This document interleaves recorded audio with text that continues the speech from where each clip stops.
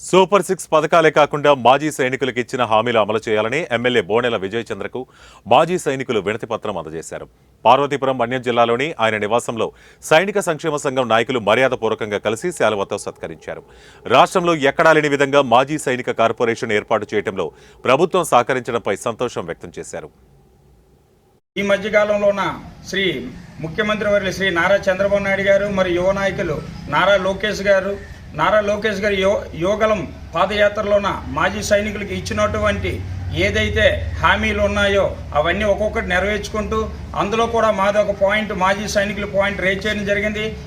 ఆ యొక్క రేజ్ చేసినటువంటి పాయింట్ను ఈ 2 రోజుల క్రితం నారా లోకేష్ గారు మాజీ సైనికుల యొక్క కష్టాలను వారు అక్కడ ఎంతో దేశానికి ఎంతో సేవ చేసి ఇక్కడ కూడా వాళ్ళకి మంచి విలువ ఉండాలి, మంచి హోదాలో ఉండాలి అంటూ గుర్తించి మాజీ సైనికుల కష్టాలను వారి యొక్క కుటుంబాల కష్టాలను గుర్తించి వారికి ఆంధ్ర రాష్ట్రంలోన ఎక్కడా కూడా ఎన్నడూ కూడా ఎప్పుడు లేని విధంగా మాజీ సైనికుల కార్పొరేషన్ అనే నిర్వహిస్తున్నామని అనౌన్స్మెంట్ చేయడం మా అందరికీ కూడా చాలా సంతోషకరంగా ఉంది.